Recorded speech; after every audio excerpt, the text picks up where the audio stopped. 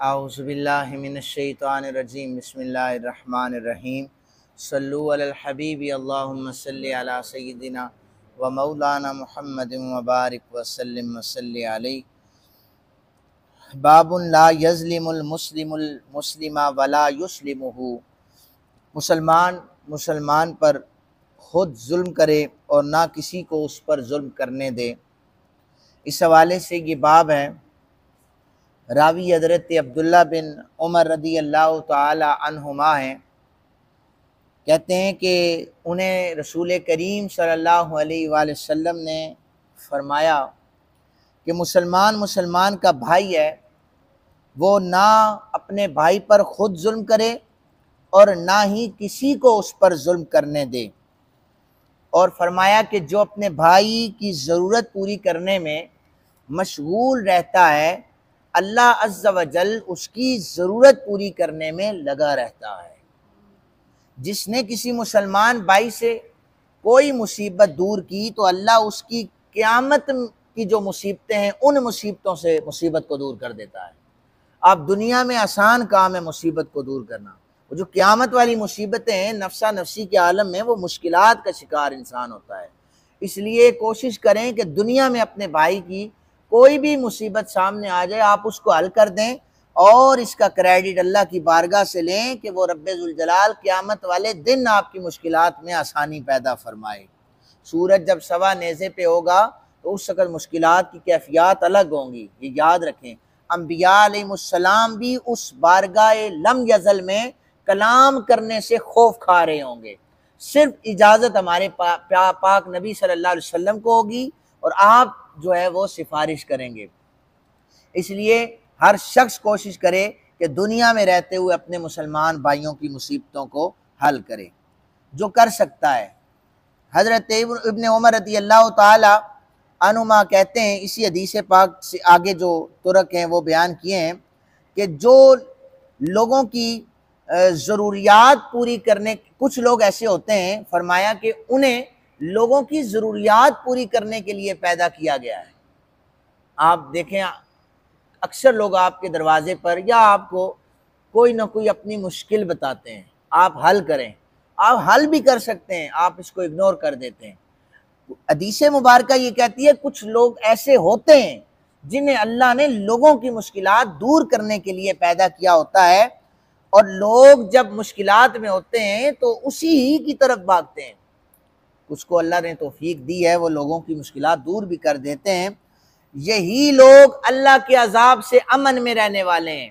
जब क़यामत वाले दिन नफ्सा नफ्सी का आलम होगा, अल्लाह रब्बे जुल जलाल का अजाब जलाल सामने होगा, तो ये लोग अमन में होंगे इसलिए कि इन्होंने दुनिया में लोगों की मुश्किलात को हल किया होगा। इब्ने उमर और हज़रत अबू हुरैरा रज़ी अल्लाह ताला अन्हु मजमाइन बयान करते हैं, रावी हैं दोनों, हज़रत नबी पाक सल्लल्लाहु अलैहि वसल्लम ने फरमाया जो शख्स अपने किसी भाई की ज़रूरत पूरी करने के लिए जाता है फिर उसकी ज़रूरत पूरी भी हो जाती है तो 70,000 फरिश्ते जो हैं उस शख्स पर साया किए हुए होते हैं। जब लौटता है ना वापस, उस पर 70,000 फरिश्ते साया करते हैं और सिर्फ साया ही नहीं करते बल्कि उसके लिए दुआए मगफिरत करते रहते हैं।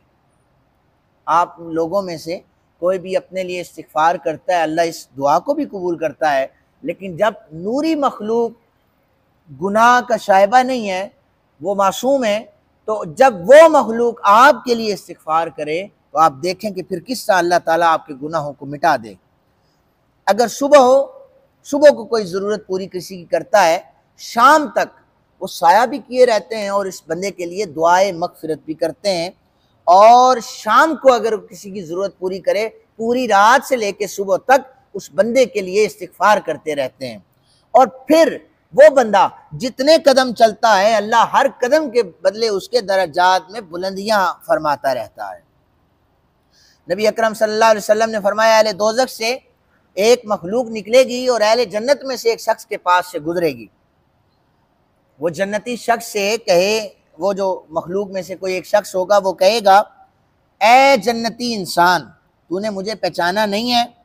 एक ऐसा वक्त था दुनिया में जब तुझे प्यास लगी थी, कभी जो तेरी कोई ज़रूरत थी, तूने पानी मांगा था, मैंने तुझे पानी दिया था, अब देखना मैं जहन्नुम में हूँ, तू जन्नत में है। हुजूर फरमाते हैं कि वो जन्नती अल्लाह वहदहु लम यज़ल की बारगाह में अर्जी पेश करेगा, मालिक इसने मुझे पानी पिलाया था तो मैं सिफारिश करता हूँ इसे भी जन्नत अता फरमा। हुजूर ने फरमाया उसे भी अल्लाह जन्नत अता फरमा देगा। ये कोई आम चीज़ें नहीं है जो आप हजरात के सामने मैं रख रहा हूँ, अहादीस हैं सय्यद आलम सल्लल्लाहु अलैहि वसल्लम ने बयान फरमाई हैं। इसी तरह चूँकि जन्नत में जो होगा अल्लाह का मकबूल बंदा ही जन्नत में होगा, तो अल्लाह अपने प्यारों की बात सुनेगा। फरमाया कि ये जो हदीस बयान की इसमें कसरत आदाब भी मौजूद हैं, अखलाकी तालीमात भी मौजूद हैं। चूँकि हमारे पास इतना सरमाया होता है, हम किसी की ज़रूरत पूरी कर सकते हैं, नहीं करते, और फिर अब अगर हमारे पास कोई आ जाए तो हम उसे झिड़क देते हैं। इसलिए ये जो तालीमात है, अहादीस की जो तालीमात हैं, वो हमें ये बता रही होती हैं कि किसी ने अगर दस्तक दे दी है तो आप ज़रूर उसकी बात को सुने और उसकी मुश्किलात को दूर करें। इस तरह हज़रत अनस बिन मालिक रज़ी अल्लाह तआला अन्हु से सुना, वो बयान करते थे कि नबी अकरम सल्लल्लाहु अलैहि वसल्लम ने फरमाया, अपने भाई की मदद करो, खा वो जालिम हो या मजलूम हो। जालिम की मदद कैसे की जाए, वो आगे हदीस मुबारका है, उसके रावी भी हज़रत अनस हैं। कहते जालिम मजलूम की मदद की जा सकती है, उस पर जुल्म हो रहा है या वो किसी भी क्राइसिस का शिकार है, उसकी आप मदद करें। ये जालिम की मदद कैसे की जा सकती है? फरमाया जालिम की मदद ऐसे की जा सकती है कि उसका हाथ पकड़ लिया जाए, उसे समझाया जाए, उसे समझाया जाए, उसकी तबलीग की जाए उसे कि आप गलत रास्ते पर हैं, आप सही रास्ते पर आ जाएं। उससे किनारा कशी ना इख्तियार की जाए, जो बंदा गलत है फिर उससे बताया जाए इस पॉइंट पे गलत है। हमारा क्या होता है कि हम गलत कार्यों में गलत बंदे का साथ दे रहे होते हैं, हमारे सामने, हमारी खुली आंखों के सामने होता है। वो मैं अर्ज करता रहता हूँ कि हम रिश्तेदारी निभाते हुए, ताल्लुक निभाते हुए, हम उस जालिम को और ज़्यादा शाबाश देकर बढ़ावा दे रहे होते हैं, तो वो फिर फूले नहीं समाता। हालांकि फरमाया कि जालिम का हाथ पकड़ लो, उसे समझाओ कि भाई तुम ये गलत कर रहे हो, इसमें तुम्हारा कोई साथ नहीं देगा।